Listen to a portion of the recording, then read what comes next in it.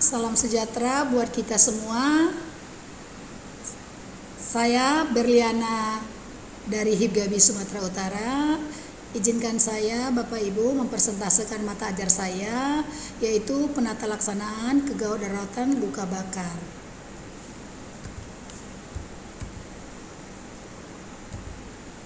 Bapak Ibu, teman-teman sekalian, saat ini kita akan berdiskusi terkait dengan luka bakar.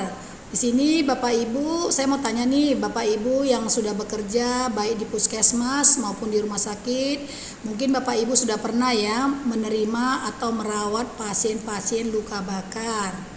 Nah, di sini kita akan presentasikan materi saya. Kira-kira kelihatan nggak Bu ya, Bapak Ibu? Slide saya kelihatan? Sudah kelihatan? Jelas? Baik. Saya akan mulai ya Bapak Ibu ya. Nah, di sini saya akan sampaikan apa itu luka bakar. Jadi luka bakar adalah rusaknya atau hilangnya jaringan yang disebabkan kontak dengan sumber panas seperti kobaran api atau flame, jilatan api atau flash, terkena air panas atau scald, tersentuh benda panas atau kontak panas, akibat sengatan listrik, akibat bahan-bahan kimia, dan akibat sengatan matahari atau sunburn. Ini berdasarkan Munajat tahun 2001.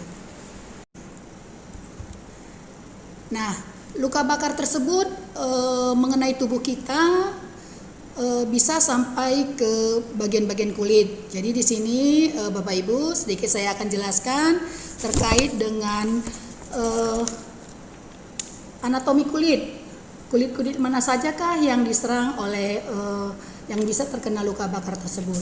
Jadi Bapak Ibu, ada beberapa jenis kulit kita, ada 3 lapisan Bapak Ibu, yaitu lapisan pertama epidermis, nah lapisan kedua dermis, dan lapisan ketiga hipodermis.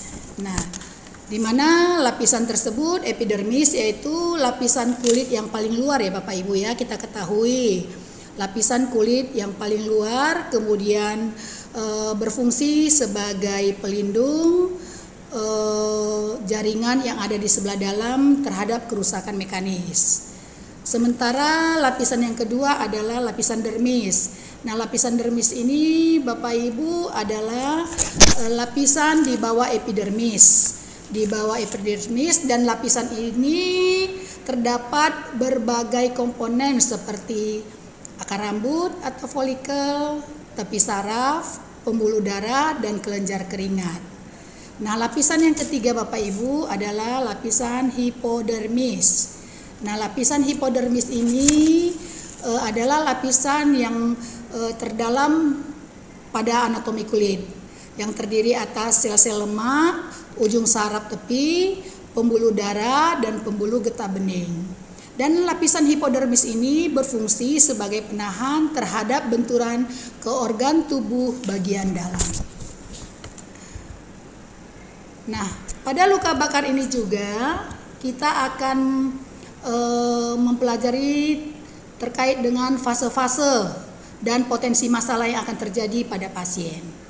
Jadi yang pertama ada 3 fase. Ada 3 fase. Ya, fase awal ini adalah fase emergensi ya Bapak Ibu ya. Fase emergensi yang bisa berpotensi terhadap pernapasan dan sirkulasi. Nah, fase yang kedua adalah fase subakut, yaitu potensi masalah yang bisa terjadi adalah inflamasi dan infeksi, dapat menyebabkan sepsis dan penguapan cairan, kemudian terjadinya masalah gangguan sirkulasi. Dan yang ketiga adalah fase lanjutan. Fase lanjutan ini masalah yang dapat terjadi adalah bisa menyebabkan kontraktur dan gangguan fungsi dari tubuh dan dapat menyebabkan penampilan yang bermasalah dalam tubuh pasien tersebut. Dalam mata ajar luka bakar ini kita akan belajar yaitu untuk menghitung luas permukaan luka bakar ya Bapak Ibu ya. Di mana luas permukaan luka bakar itu kita menggunakan rumus rule of 9. Rule of 9 itu adalah permukaan tubuh yang diberikan nilai 0,9. Jadi ada 11 permukaan tubuh kita yang diberi nilai 0,9 ya, 0,9. Jadi perhitungannya 100% dimulai dari ujung kepala, ujung rambut sampai dengan ujung kaki. Kemudian untuk dewasa dan anak sama-sama perhitungannya ya Bapak Ibu ya, 100%. Dewasa 100% dan anak juga 100%. Perhitungannya untuk dewasa adalah kepala sampai dengan leher, hitungannya 9% depan dan belakang ya. Jadi kalau dibagi dua, yang terkena luka bakar bagian depan kita bagi dua Bapak Ibu ya, 9% dibagi dua jadi 4,5%. Bagian depan saja dari kepala sampai dengan leher. Nah kalau kedua-duanya kena, depan dan belakang bernilai 9%. Kemudian dada dan abdomen ini bernilai 18% depan dan belakang juga bernilai 18%. Total dada dan abdomen serta punggung bernilai 36%. Jadi dada ini dibagi dua, dada atas, dada 9% dan abdomen 9%. Totalnya 18%. Kemudian untuk punggung juga kita bagi dua, punggung atas dan punggung bawah daerah bokong itu juga 9% dengan 9%, jadi totalnya 18%. Nah lengan juga nilainya 9%, yaitu dimulai dari ujung bahu sampai dengan ujung jari. Nah ujung bahu ini bagian depan 4,5% dan bagian belakang 4,5%, totalnya 9%. Demikian juga lengan bagian kiri. Lengan kiri juga dari ujung bahu sampai ujung jari bawah itu nilainya 9%, depan dan belakang. Kemudian kaki dari pangkal paha sampai dengan ujung kaki, ujung jari kaki bernilai 18%, depan dan belakang. Jadi kalau nanti luas luka bakarnya di bagian atas paha ini sampai ke belakang nilainya 9%. Kalau hanya depan saja mulai dari paha sampai ke bagian daerah bawah tungkai itu nilainya 9%. Demikian juga kaki sebelah kiri penilaiannya dari ujung pangkal paha sampai ujung jari kaki bernilai 18%, depan dan belakang. Dan jangan lupa Bapak Ibu ya, penilaian kita karena semua permukaan tubuh ini diberi poin 9. Jadi 11 kali 9 ada 11 permukaan tubuh diberi poin 9. 11 kali 9 99%. Kita jangan lupa daerah perineum Bapak Ibu ya. Daerah perineum diberi nilai 1%. Jadi totalnya 100%. Nah, anak juga nilainya 100%, dihitung dari ujung rambut sampai ujung kaki. Kepala, depan belakang bernilai 18%, sampai dengan leher, dada 18%, depan dan belakang 18%, tangan juga dari ujung bahu sampai ujung jari, depan belakang 9%, kemudian kaki juga dari pangkal paha sampai ujung jari bernilai 13,5%, ini untuk depan dan belakang. Kemudian kakinya sebelah juga lagi bernilai 13,5%, depan dan belakang. Dan nilai perineum juga diberi nilai 1%. Nah, dalam penata laksanaan luka bakar ini kita ada dua penata laksanaan, yaitu pre-hospital dan intra-hospital. Di mana dalam pre-hospital Bapak Ibu ya, kita ketahui bahwa ada 5 langkah. Yang pertama adalah hilangkan penyebab dari luka bakar itu. Jadi jauhkan korban dari kobaran api atau penyebab luka bakar. Nah langkah yang kedua adalah Bapak Ibu dengan prinsip 3A, aman penolong, aman pasien, dan aman lingkungan, yaitu amankan pasien atau evakuasi pasien ke tempat yang aman untuk supaya bisa kita melakukan pertolongan. Nah, langkah yang ketiga adalah lakukan initial assessment atau penilaian awal pada pasien dengan respon airway, breathing, dan circulation. Pastikan pasien airway-nya clear, breathing, dan circulation-nya teratasi. Nah, langkah yang keempat adalah langkah yang harus kita bebaskan, buka pakaian pasien dan perhiasan serta aksesoris pasien supaya pasien aman dari semua benda-benda yang bisa menyebabkan tambahnya atau melebarnya luas permukaan luka bakar tersebut.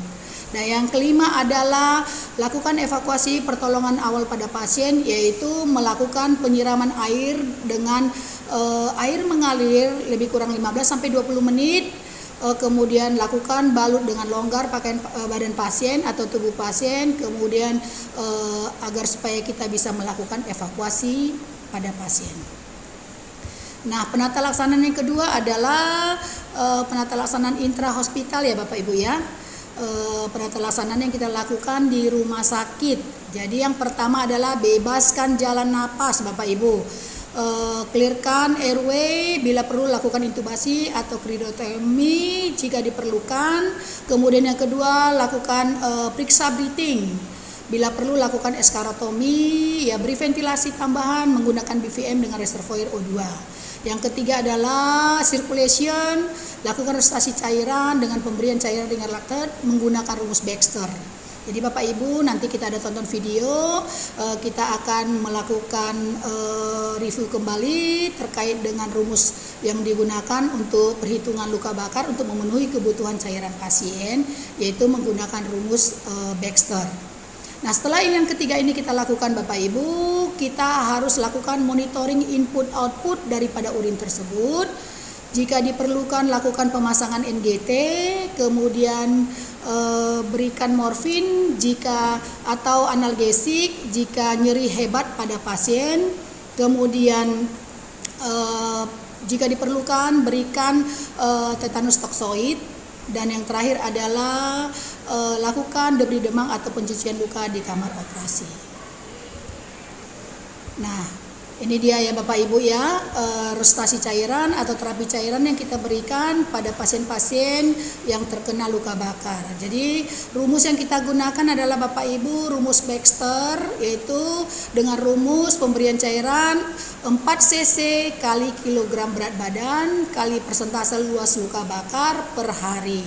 Nah, cara pemberiannya adalah pemberian cairan tersebut ringan laktat, yaitu hari pertama setengah porsi 8 jam pertama kita berikan, kemudian setengah porsi lagi 16 jam berikutnya. Cara pemberian ringan laktat hari kedua adalah setengah jumlah hari kedua dibagi dalam 24 jam. Dari hal ini Bapak Ibu, setelah kita memberikan input dalam pemberian cairan atau resusitasi cairan, jangan lupa kita monitoring diuresis urin pasien itu Bapak Ibu. Biasanya kita ketahui bahwa pengeluaran urin 1 cc per kilogram berat badan per jam. Jadi semisal Bapak Ibu berat badan pasien 50 kg, berarti kita harus keluar 50 cc urin per jamnya. Setelah kita lakukan monitoring input dan output, kemudian lakukan dokumentasi terhadap catatan keperawatan sebagai legalitas hukum dalam dokumentasi keperawatan atau dokumentasi rekam medis kita. Demikian Bapak Ibu persentase saya yang saya paparkan pada siang hari ini. Kiranya Bapak Ibu bermanfaat bagi kita semua. Bapak Ibu, jika ada yang mau ditanyakan, silakan Bapak Ibu. Kira-kira hasil pemaparan saya ini dapat diterima dengan baik. Jika ada pertanyaan Bapak Ibu boleh tulis di kolom chat ya Bapak Ibu ya. Nanti segala pertanyaan sebisa mungkin kita berusaha untuk menjawabnya dengan baik. Nah, sebelum saya akhiri pertemuan saya ini, Bapak Ibu, saya akan membuat suatu kesimpulan bahwa Cedera luka bakar jika tidak ditangani dengan tepat dapat menyebabkan hilangnya fungsi yang serius dan ini dapat menyebabkan kecacatan yang cukup besar serta penurunan kualitas hidup. Demikian presentasi saya Bapak Ibu, saya ucapkan banyak terima kasih. Salam dari saya Berliana. Salam Hibgabi. Terima kasih.